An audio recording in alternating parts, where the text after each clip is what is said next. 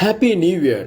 এই দিনটি সম্পর্কে তো আমরা কম বেশি সকলেই জানি, কিন্তু এর ইতিহাস সম্পর্কে কি আমরা জানি?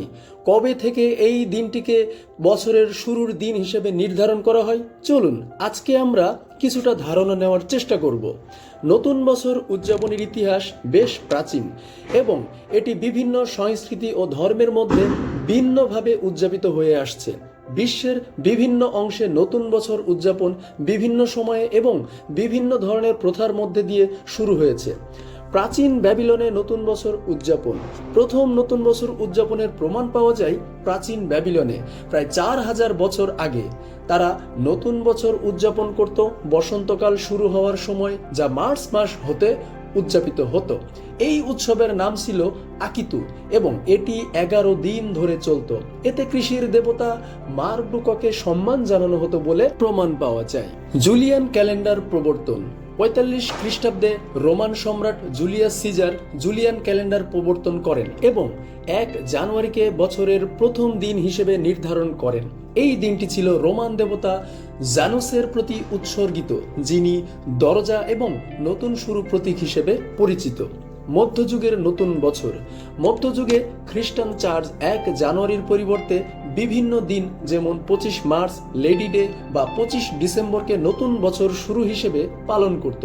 তবে 1582 সাল গ্রেগরিয়ান ক্যালেন্ডার প্রবর্তনের মাধ্যমে 1 জানুয়ারি আবারও নতুন বছরের প্রথম দিন হিসেবে প্রতিষ্ঠিত হয়। হিজরি নববর্ষ। আরব সংস্কৃতিতে নতুন বছর উদযাপন মূলত ইসলামিক ক্যালেন্ডারের উপরেই ভিত্তি করে হয়ে থাকে।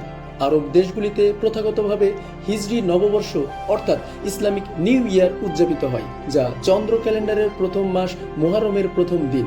তবে অনেক আরব দেশ গ্রেগরিয়ান ক্যালেন্ডারের 1 জানুয়ারি উদযাপনেও অংশ নেয়। হিজরি নববর্ষ ইসলামের ঐতিহ্যের সঙ্গে গভীরভাবে জড়িত। এটি প্রিয় নবী হযরত মুহাম্মদ সাল্লাল্লাহু আলাইহি ওয়াসাল্লামের মক্কা থেকে মদিনায় হিজরতের স্থানান্তরের স্মৃতি উদযাপন করে। নতুন বছর উপলক্ষে বিশেষ দোয়া ও প্রার্থনা করা হয়। আরব দেশগুলিতে হিজরি নববর্ষকে ধর্মীয় পবিত্রতার সঙ্গেও পালিত হয়।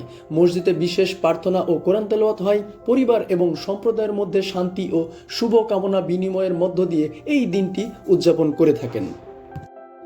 বাঙালি সংস্কৃতিতে নতুন বছর উদযাপন।